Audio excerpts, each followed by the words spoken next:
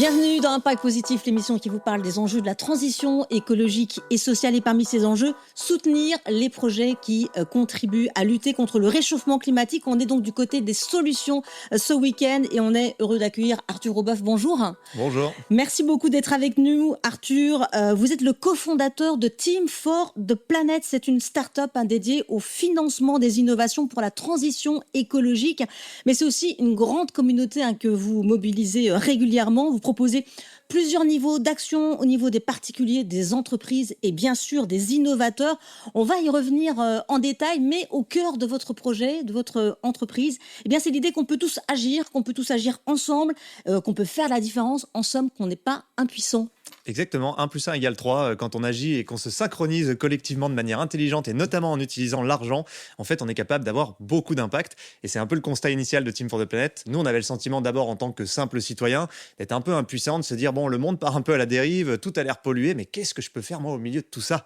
Et en fait, ce qu'on a constaté et ce qu'on comprend avec Team for the Planet, c'est que quand on agit ensemble, quand on met ensemble nos moyens et qu'on va chercher des leviers d'action qui sont vraiment efficaces, et notamment l'innovation pour transformer des secteurs très polluants, eh bien, ensemble, on peut avoir un impact à une échelle qui est mondiale. Et ça, c'est génial parce que c'est à la fois enthousiasmant et ça donne aussi le sentiment qu'on n'est pas condamné à attendre que telle ou telle décision politique change notre vie. On peut aussi changer notre vie ensemble, mais il faut agir intelligemment ensemble. Et vous êtes inspiré d'ailleurs de scientifiques, parce que vous expliquez effectivement, vous êtes allé voir, écouter beaucoup les scientifiques et qu'eux-mêmes vous ont donné des idées pour créer ce projet. Oui, au-delà de ça, nous, à la base, on est entrepreneurs, on a monté des entreprises, mais on ne connaît pas la science. Et donc, en effet, on a eu la chance de s'entourer de gens comme Jean Jouzel et d'autres scientifiques qui nous ont expliqué, aujourd'hui, toutes les innovations dont on a besoin pour faire la transition écologique, elles existent. Elles sont déjà toutes là. Le but, c'est pas que de nouvelles innovations jaillissent, c'est que on aille aider celles qui sont là à passer à l'échelle. Et la raison pour laquelle elles passent pas à l'échelle, c'est souvent parce que justement, le milieu scientifique n'est pas un milieu entrepreneurial. Donc les scientifiques, les ingénieurs, les chercheurs, faire une entreprise avec un modèle économique viable, la faire grandir, faire du marketing, c'est pas leur métier, c'est pas ce qu'ils savent faire. Et nous, on s'est dit, mais c'est dingue, on connaît des super entrepreneurs qui justement cherchent à donner du sens à leurs compétences entrepreneuriales. Ils ont vendu des boîtes, ils ont déjà eu des expériences avant, ils savent pas par quel bout prendre le truc. Faisons un peu le Tinder du climat. Allons matcher d'un côté ces innovateurs qui portent des innovations à impact avec ces entrepreneurs qui veulent faire en sorte que ces innovations deviennent mondiales. Et c'est ça Team for the Planet, et on le fait avec un grand réseau d'investisseurs. On a 135 000 investisseurs aujourd'hui, et c'est cette communauté qui nous permet non seulement de financer les projets, mais aussi de les détecter partout dans le monde, de les présélectionner, et ensuite de trouver ces entrepreneurs et de les accélérer pour leur trouver des clients, recruter les bons talents, lever les blocages politiques, les faire connaître.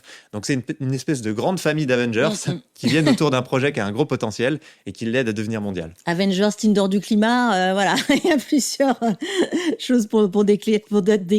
Quelques chiffres pour vous situer. Arthur Aubeuf, vous avez créé Team for the Planet en 2019, 550 000 personnes qui vous suivent sur LinkedIn, mais évidemment c'est un peu plus gros si on regarde les autres réseaux, 125 000 citoyens investisseurs et 47 millions de financements. Les chiffres qui ont évolué évidemment depuis que je les ai vus sur le site internet. C'est en en perpétuelle progression.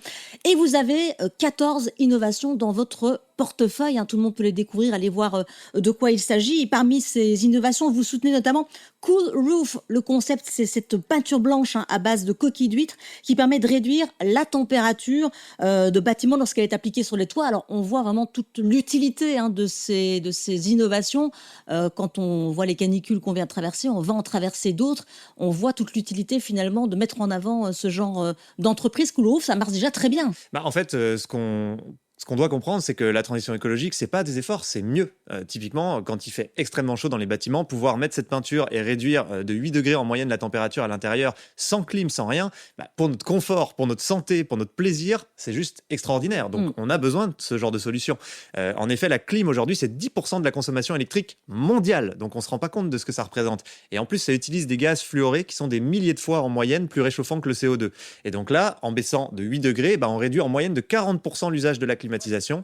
Et donc autant de pollution qui va avec la climatisation sans avoir fait d'efforts. Finalement, les gens à l'intérieur, ils n'ont rien fait. Oui. Mais tout à coup, il y a du confort, il y a de la santé en plus. Et c'est ça qui est intéressant. Et moi, c'est ça que j'aime bien répéter. En fait, le sujet, c'est justement d'améliorer nos vies. C'est pas de faire des efforts, c'est d'améliorer nos vies. C'est que le futur soit excitant, c'est qu'il ait l'air mieux. Effectivement, et c'est un message qui est important de faire passer. Il y a aussi Beyond the Sea dans votre portefeuille. On va là aussi découvrir des images. Là, c'est pour la décarbonation des navires qui permet de réduire de 20 à 40% la consommation de carburant des navires. On sait effectivement que ça compte pour 3%, je crois, des émissions mondiales de gaz à effet de serre. Il y a aussi d'autres, je cite, il y a Give, il y a aussi Seaturns, voilà, il y a plein d'innovations à aller découvrir. Comment vous les choisissez, toutes ces entreprises? Est-ce que vous faites un pari sur l'une d'elles au début? Est-ce que vous attendez qu'elles produisent de l'impact? Comment ça fonctionne? Alors c'est un peu structuré, on a 4 étapes très rapidement. Une première étape qui se fait avec des évaluateurs bénévoles, donc ils sont 14 000 aujourd'hui à avoir été formés, ils ont suivi une formation et ils vont évaluer nos innovations, donc en ligne directement. N'importe qui peut devenir évaluateur, les gens qui nous écoutent peuvent y aller. Et ces évaluateurs, ils notent en fonction de plusieurs critères nos innovations. Est-ce qu'il y a des externalités négatives? Donc si c'est super pour le climat, mais que c'est affreux pour l'eau, les sols, la biodiversité, évidemment, on ne va pas les financer. Donc ça, ils nous aident à le voir. Est-ce que l'impact peut être mondial? Nous, on ne va que sur des solutions qui, si elles passent à l'échelle mondiale, peuvent avoir un impact qui soit en pourcent des émissions mondiales de gaz à effet de serre et plein d'autres critères. Une fois qu'on a ça, on a un comité scientifique. Donc là, c'est 14 experts pluridisciplinaires, le président du CNRS Innovation, la présidente de l'INRAE, etc. Donc des institutions de référence en Europe qui viennent par consensus décider du fait que l'innovation peut passer à l'étape d'après parce qu'elle n'est pas dangereuse, parce qu'elle peut vraiment avoir un impact mondial. On a un comité de marché qui vient vérifier qu'il y a une réalité marché parce que on va pas sauver le monde avec des boîtes en faillite. Il faut quand même qu'il y ait un modèle économique qui fonctionne derrière tout ça. Et à la fin, on vote en assemblée générale avec l'ensemble des actionnaires, donc les 135 000, pour élire les innovations sur lesquelles on va investir. Donc nous, finalement, cofondateurs, on n'est pas très impliqués dans ce processus, on reste à distance et ça se fait par le collectif. Donc quand on dit que le collectif est efficace, là, c'est un exemple. Alors, vous parliez justement des investisseurs. Vous avez été les fers de lance du dividende climat. Alors, il ne s'agit pas ici de redistribuer de l'argent, mais plutôt des tonnes de CO2 évitées. C'est ce qui fait votre différence et votre originalité. Expliquez-nous le principe de ce dividende climat. Ouais, alors ça permet de mesurer le nombre de tonnes de CO2 évitées par euro investi. Parce qu'en fait, les gens, quand ils investissent de l'argent, ils aiment bien savoir ce qui se passe avec leur argent et concrètement, qu'est-ce que ça change dans le monde. Et là, il n'y avait pas vraiment d'indicateur pour mesurer les émissions évitées. Alors, on entend souvent parler des crédits carbone qui sont la compensation.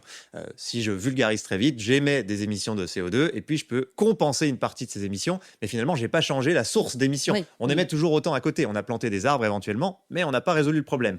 Là, c'est de la contribution. C'est un autre terme un peu jargonneux, mais c'est simplement pour dire on vient transformer des secteurs polluants pour réduire les émissions à la racine. Et c'est ça l'intérêt du dividende climat. Il permet de matérialiser combien d'émissions de CO2 n'ont pas été générées par votre argent. Et donc, chaque année, nos actionnaires reçoivent le nombre de tonnes de CO2 évitées grâce à l'argent qu'ils ont investi. Et ça leur permet de comprendre que, oui, on a financé Beyond the Sea qui équipe des bateaux, etc., Seaturn, mais tout ça, à la fin, ça a un vrai impact mesuré, concret, audité. C'est une association indépendante aujourd'hui, donc c'est vraiment un truc sur lequel on n'a pas la main. C'est vraiment quelque chose qui se fait pour plein d'autres entreprises. Decathlon, par exemple, distribue du dividende climat et ça permet d'être sûr que notre argent a bien eu de l'impact. Mais est-ce que ça fonctionne? Est-ce que finalement, il n'y a pas une limite aussi à ça? Parce que je vois que finalement, chez vous, aujourd'hui, on peut aussi se rémunérer. C'est assez nouveau. Il y a les dividendes climat, effectivement, mais on peut aussi finalement revendre ses actions. Est-ce que ça, c'est pas aussi un petit signal de se dire que ça peut peut-être avoir des limites ou alors on peut se bloquer, pas avoir autant d'investisseurs qu'on le veut? Alors, nous, on a levé tous les premières dizaines de millions d'euros de Team for the Planet sans aucun rendement, sans aucune défiscalisation. Au départ, c'était vraiment un modèle très intense. Et puis, maintenant qu'on a fait notre preuve de concept, que le modèle de Team for the Planet fonctionne, qu'on voit les premières boîtes qui commencent à avoir des très beaux résultats, l'objectif, c'était aussi de dire, allons chercher encore plus d'investisseurs en montrant qu'il y a une perspective de rendement financier. Et ça, on le fait maintenant avec une valeur de l'action. Donc, chaque année, il y a une valeur de l'action qui est calculée. Et cette valeur, elle inclut évidemment les résultats économiques de nos entreprises. Il faut qu'elles aillent bien pour que la valeur de l'action monte, mais aussi l'impact. Et c'est ça qui est intéressant parce que grâce au dividende climat, on peut inclure dans la valorisation le fait qu'on a beaucoup d'impact. On transforme la société, on évite des coûts parce que ça coûte très cher le dérèglement climatique. Et donc tout ça, ça amène de la valeur à notre action Team for the Planet. Cette valeur, elle permet aux actionnaires d'avoir donc des actions qui prennent de la valeur si on réussit bien et si on fait notre travail. Et ensuite de revendre leurs actions sur un marché secondaire. Et donc, c'est indépendant, on ne distribue pas de dividendes financiers. Mais par contre, si la valeur de son action augmente, on peut la revendre. On peut revendre ses actions à côté sur le marché secondaire pour plus cher qu'on les a achetées. Effectivement, ce débat autour des coûts évités à la société, c'est un débat qui est en train de monter, parce que c'est vrai que c'est à prendre en compte, notamment par l'État, dans la comptabilité, etc. Enfin voilà, c'est un débat. C'est colossal. Et encore une fois, il faut vraiment qu'on se dise que cette transition écologique, c'est pas pour nous embêter, c'est pour au contraire rendre nos vies bien plus intéressantes et nous éviter des coûts demain qui seront stratosphériques. Parce qu'à la fin, les coûts à la collectivité, mais c'est nous, c'est nos impôts. Oui. Si le dérèglement climatique qui fait des catastrophes, c'est nous qui payons. On a l'impression que ça va être géré par l'État, mais c'est nous, c'est notre argent. Et pareil, l'argent que ça nous coûte, en fait, quand il y a 1 degré de réchauffement, le coût de l'énergie, le coût de l'alimentation, le coût des matériaux, des denrées, etc. Mais tout ça explose et on le voit bien. Et c'est nous qui en pâtissons à la fin. Donc c'est un vrai sujet pour nous, citoyens, quoi. Oui, et on le voit avec effectivement le blocage du détroit d'Ormuz et les prix à la pompe qui augmentent. Exactement. Votre objectif, alors vous voyez très grand à Team for the Planet, 1 milliard de financement, vous visez le 1 milliard de financement, vous visez aussi une centaine d'innovations dans votre portefeuille. C'est à quel horizon tout ça? Au plus vite, on essaye de faire au mieux. Le but, c'est en effet d'essayer dans les prochaines années d'arriver à atteindre 100 innovations financées pour avoir 10 champions de la transition écologique. On pense qu'ici en France, on a des ingénieurs extraordinaires, Oui. on a un terreau fertile pour pouvoir propulser ces innovations et on a des gens qui ont envie que ça existe. Donc on pense qu'on peut propulser des innovations qui deviennent mondiales et qui deviennent des champions du monde de demain. C'est ça notre mission et l'objectif, c'est en effet de le faire avec des volumes financiers qui deviennent intéressants parce que maintenant que voilà, on a fait la preuve de concept avec une cinquantaine de millions d'euros, on se dit on peut mettre en place d'autres dispositifs financiers pour accélérer et atteindre 1 milliard d'euros et on va essayer de le faire. Et puis on veut aussi s'internationaliser et atteindre 1 million d'actionnaires dans le monde. Donc là on l'a fait en France et là on est en train de démarrer l'international. Si on le réplique dans plein d'autres pays, peut-être qu'on peut faire quelque chose d'assez grand. Alors je le disais, vous, votre force, c'est aussi mobiliser votre communauté. Vous l'avez fait aussi avec des sportifs, notamment. Il y a une dizaine de sportifs de haut niveau qui vous ont soutenu l'année dernière et qui vous ont aidé à aller chercher des gens, des investisseurs, des nouveaux investisseurs. Ça marche aussi, ça, Ouais. ça a bien fonctionné? Ouais, à la base, ils étaient une dizaine. En fait, on avait un bateau sur le Vendée Globe grâce à un des investisseurs majeurs de Team for the Planet qui s'appelle Advance. Voilà, c'est une boîte de cybersécurité. Et ils ont décidé de payer aussi du sponsoring sur le Vendée Globe. Et donc, on avait un skipper qui a dit moi, je vais vous mettre en avant pendant le Vendée Globe. Et d'autres sportifs ont dit on va se greffer sur ce skipper pour donner de l'écho à ça. Puis on s'est retrouvé avec 100 sportifs à la fin, Ah oui, d'accord. avec des grandes stars, Kylian Jornet, Olivier Giroud, vraiment des gens que tout le monde connaît. Et ça a été assez extraordinaire. Donc oui, ça a bien marché. Et on a de la chance de voir que, en fait, les gens ont envie de s'engager autour de Team for the Planet parce qu'on est complètement désintéressés. C'est important, nous, en tant que cofondateurs, on ne peut rien gagner. On a juste un salaire qui est capé à 4 fois le SMIC statutairement. Nos comptes sont publics, donc tout le monde peut les consulter sur notre site internet directement. Et quand on est associé, même en ayant mis 1 euro, donc ça prend 1 minute de devenir associé, même à partir d'1 euro, on a accès à l'Assemblée Générale. Et ça, c'est le plus haut niveau d'information et on peut poser toutes ces questions. Oui. Nous, on est légalement tenu de répondre à toutes les questions. Si ça dure 5 heures, on doit répondre à toutes les questions. Il y a un commissaire aux comptes assermenté à côté, indépendant, qui doit vérifier que ce qu'on dit, c'est vrai. Donc ça met les gens en confiance. Et en fait, c'est ça qui fait que les gens ont envie d'aider cette aventure parce que c'est une aventure où on est vraiment tous ensemble. Oui, une aventure transparente en tout cas. Nous, on pense qu'on a fait zéro marketing, on n'a jamais mis d'argent dans le marketing, on a tout mis dans créer de la confiance. Et en fait, c'est ça qui marche. Les gens, ils se disent, là, on est ensemble, on a un objet qui nous sert au quotidien, qui est utile. Allons-y, quoi. Voilà, allons-y. Alors justement, vous venez de créer un nouveau produit, là, c'est avec Goodvest, Oui. Une plateforme d'investissement responsable pour lancer une assurance vie destinée à accélérer l'investissement dans la transition écologique. Est-ce que c'est le bon moment pour lancer ces produits? Est-ce que les gens sont assez mûrs? Est-ce qu'ils sont prêts? Bon, le réchauffement climatique, tout le monde l'a vécu dans sa chair. Est-ce que c'est le bon moment pour lancer ces produits? Oui, Une vraiment, assurance vie pour le climat. je pense que plus que jamais, et là aussi, en France, on peut être vraiment très très fort. Et en Europe, aujourd'hui, rien qu'en France, l'épargne des citoyens, c'est 6 000 milliards. Donc c'est colossal. Juste l'assurance vie, c'est 2 000 milliards. Pour vous donner un ordre de grandeur, ce qui manque par an pour réussir à atteindre les objectifs sur la transition écologique, c'est 50 milliards. C'est un endroit où il y a vraiment de quoi flécher massivement de l'argent vers un demain meilleur pour tout le monde. Et ce qui est intéressant, c'est que les gens ont envie que leur épargne soit plus fléchée vers ce type de projet. Et ça vient justement de ces sujets et de ces questions que nous remontaient nos actionnaires. Beaucoup de nos actionnaires nous disent j'ai investi chez vous, quelques milliers d'euros, mais ça c'est ma poche investissement. Voilà, comme je mettrais un ticket à droite à gauche chez des amis. Mais à côté, j'ai de l'épargne. Est-ce que c'est possible de mettre en place un modèle qui me permette d'avoir la même que ça soit aussi logique pour moi d'investir mon épargne que quand j'investis chez vous avec des projets très concrets, visuels, que je comprends, avec cette transparence, etc.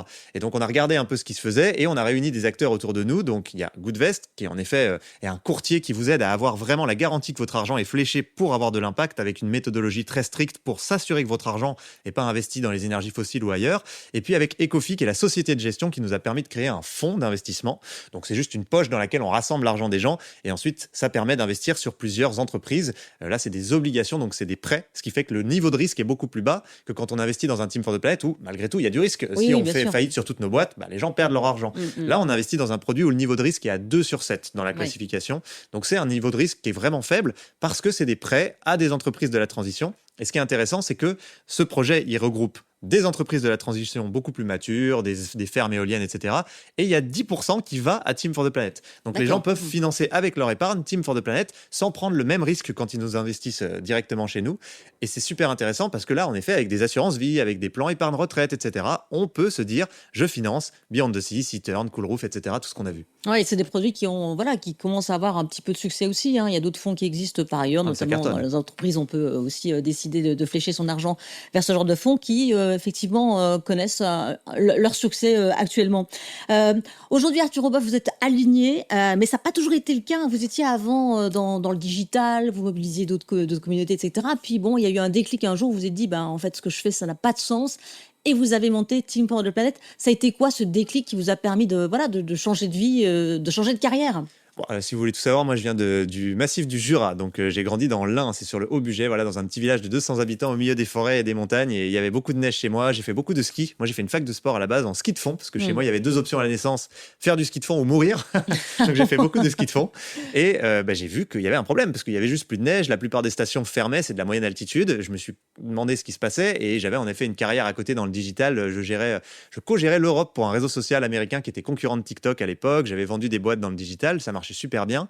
Mais j'ai commencé à avoir des problèmes avec les forêts qui dépérissaient à cause du scolyte, qui est un invasif lié aux sécheresses et au dérèglement climatique, la pyrale du buis. Je me suis dit, mais qu'est-ce qui se passe, quoi? Et donc, j'ai regardé tous ces sujets et je me suis rendu compte qu'en fait, je voulais plus utiliser des outils aussi puissants que les réseaux sociaux, le digital, l'argent, etc., pour faire des trucs qui n'avaient pas grand sens, parce qu'en fait, on faisait danser des gamins sur une application smartphone. Bon, c'est pas vraiment le sens de ma vie, quoi. Je me dis que je peux faire peut-être un truc plus utile. Et j'ai eu besoin de me réaligner avec ce qui est important pour moi, c'est contribuer à ce que l'humain passe de virus à système immunitaire de cette planète, parce que je suis assez convaincu que voilà, on est une espèce ingénieure, on manipule notre planète à grande échelle, mais on peut sortir de l'anthropo malsaine dans laquelle on est aujourd'hui, c'est-à-dire qu'on manipule à l'échelle mondiale les ressources de manière plutôt négative pour nous et pour le reste du vivant, et aller vers l'anthropo saine pour de vrai, et faire en sorte que notre espèce puisse aussi contribuer à ce que cette planète reste habitable et avec des conditions de vie agréables. Donc moi, ce qui m'a motivé et mon déclic, c'est vraiment le C'est respect que l'environnement j'ai. dans lequel vous viviez aussi Oui, et c'est le qui a respect que j'ai pour changé. des valeurs de base qui sont des valeurs d'humilité, de respect de la nature, comprendre qu'on est la nature, qu'on apprend tout de la nature. On a vécu 300 000 ans dans la nature. En fait, ça fait quelques milliers d'années qu'on s'est enfermé dans des murs en béton et dans des studios, mais ça ne nous rend pas heureux. Il y a plein d'études, il y a un documentaire qui s'appelle Natura qui montre que les taux de schizophrénie, de dépression, ils explosent en ville par rapport à la campagne. On a besoin de la nature. Oui. Il faut qu'on la respecte, il faut qu'on la préserve, et il faut qu'on fasse en sorte que notre civilisation ne soit pas antagoniste avec la préservation de la nature, sinon on va perdre le jeu à la fin, parce que la planète, elle s'en fout. Elle est encore là pour 4 milliards et demi d'années. Exactement. Par contre, nous, c'est beaucoup moins sûr. Et ça vous a donné aussi envie de vous engager au niveau local, hein. Notamment vous étiez sur une liste sans étiquette aux dernières municipales. Bon, vous n'avez pas été élu, mais c'est vrai que le mandat local, bah, c'est le mandat par excellence pour agir, pour concrètement pouvoir faire la différence sur le territoire. Bah, c'est clair, oui. Puis moi, j'habite dans une station de ski, donc c'est vraiment le laboratoire du monde de demain. Comment est-ce qu'on fait la transition dans un endroit où le modèle économique dominant est lié à une ressource qui est quand même Qui est en de train de plus se en plus tarir. vulnérable? Exactement. Donc passionnant comme exercice, avec certaines limites malgré tout, mais passionnant. Et puis on a perdu, mais on a beaucoup appris. Et comme disait Nelson Mandela, je ne perds jamais, soit je gagne, soit je l'apprends. Donc je suis content de l'avoir fait. Effectivement. Alors, je voulais aussi que vous me commentiez une phrase d'un bouquin que vous avez écrit. Vous avez écrit Le meilleur est à venir chez Fayard. Et vous dites notamment dans ce bouquin, ne cherchez pas à être écolo, cherchez à être heureux. Oui, bah, c'est un peu le fondamental pour moi si on veut réussir cette transition. Parce que, Est-ce en que ça fait, fait peur de dire allez, je suis écolo? Vous avez, oui, vous je avez pense que été le mot dire ça. écolo, même moi, je me sens pas trop à l'aise avec, parce qu'il a été galvaudé, tiré dans tous les sens. Il est très affilié à des partis politiques, à des visions politiques. Et en fait, je me sens pas forcément à l'aise avec ça. Moi, ce que je pense, c'est qu'il faut qu'on travaille à un projet de société enthousiasmant, excitant. C'est ça qui nous manque aujourd'hui. Feu, mon grand-père me disait, mais dans les années 50, quand on parlait des années 2000, tout le monde avait des étoiles dans les yeux. Les gens se disaient, mais ça va être extraordinaire. Il y a les voitures volantes, l'énergie infinie, etc. Bon, bah, force est de constater que ce projet de société, il a un peu merdé. Mais n'empêche qu'il y avait un projet de société. Ça fédérait. Les gens étaient ensemble. Ils avaient envie que ça arrive. Aujourd'hui, quand on demande à un gosse, c'est quoi 2080? Il nous dit survivre. Oui. Ça, c'est pas un projet de société. Enfin, je veux dire, on va pas fédérer l'humanité autour de ça. Et donc, moi, je crois que notre projet de société, ça doit pas être la transition écologique, ça doit être le bonheur. Comment est-ce que on réapprend à être des humains heureux, une espèce heureuse d'habiter cette terre? Et donc, ce qui est incroyable, c'est que le vrai bonheur, celui qui sort de l'hyperconsommation, du toujours plus, de la comparaison à l'extrême que les marques aiment bien utiliser pour nous faire consommer, justement, mais il est compatible avec les limites planétaires. Parce que quand on se concentre sur ce qui nous rend profondément heureux, en fait, c'est des choses relativement simples. Il n'y a pas besoin d'empiler les iPhones et d'accumuler je ne sais quoi. En fait, on est simplement et rapidement très bien. Et c'est génial parce que c'est ce qui m'est arrivé moi et c'est pour ça que je l'ai mis dans mon livre. Quand on travaille à son bonheur, eh ben on fait baisser son empreinte sur les écosystèmes sans faire aucun effort. On ne cherche pas à le faire. Tout à coup, on se rend compte qu'on n'a peut-être pas besoin de partir aussi souvent, aussi loin, mais on va le faire autrement, on va le faire mieux. On n'a peut-être pas besoin de manger des trucs qui nous rendent malades. Peut-être qu'on préfère rendre des choses qui nous rendent plus dynamiques, qui nous permettent de nous sentir mieux dans notre corps, dans notre tête toute la journée. Et en fait, c'est ça qui est génial. Et c'est ça que je veux encourager. C'est pour ça que le bouquin s'appelle Le meilleur est avenir en un mot. Parce qu'en fait, je suis convaincu que de toute façon, on est condamné à aller vers un mieux écologique parce qu'on veut tous aller mieux en termes de santé mentale, en termes de bonheur. Oui.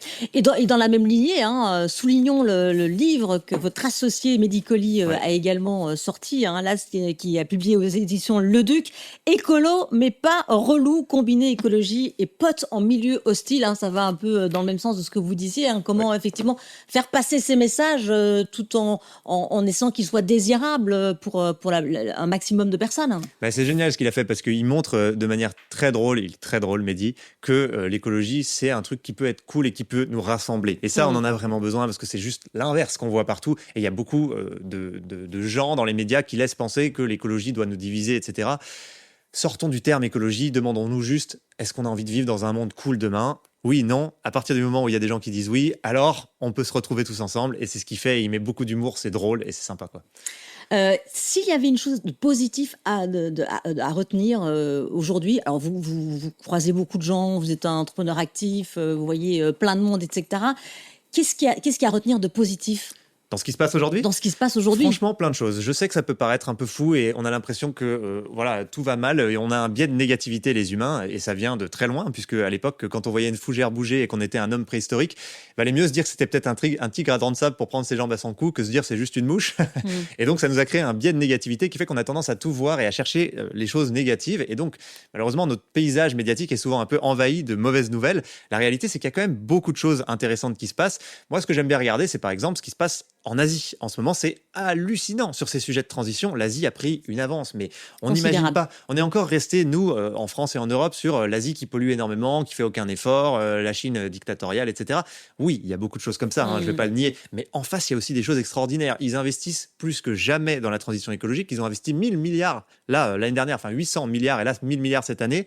Nous, l'Europe, sur 10 ans, notre plan, si on tient nos engagements, c'est 1000 milliards. C'est colossal ce qu'ils sont en train de faire. Et ils sont en train de tirer l'agenda mondial. Alors, on a beaucoup les regards braqués sur Trump et autres aux États-Unis qui font l'inverse. Mais en fait, l'Asie est en train de prendre le dessus très largement et ils sont en train de tirer la tendance mondiale vers une transition écologique. Ça, c'est assez dingue. Oui, c'est vrai qu'on le répète de temps en temps. Et si la Chine, effectivement, qui est souvent pointée du doigt pour être le mauvais élève, eh bien, elle est en train de nous surpasser, effectivement, dans tout ce qui est transition écologique. Et on le voit aussi, ça pèse aussi dans les débats de la COP et dans tout ce qui est aussi business, puisqu'on parle aussi beaucoup de business. Merci beaucoup, en tout cas, Arthur Aubach, d'être venu dans Impact Positif. C'est une émission que vous pouvez revoir en replay sur tf1info.fr. Et bien sûr, c'est aussi un podcast qui est disponible sur toutes les plateformes. N'hésitez pas à flasher le QR code qui s'affiche sur votre écran, en bas de l'écran, pour retrouver tous les épisodes. Merci beaucoup, Arthur. Merci à vous, à bientôt.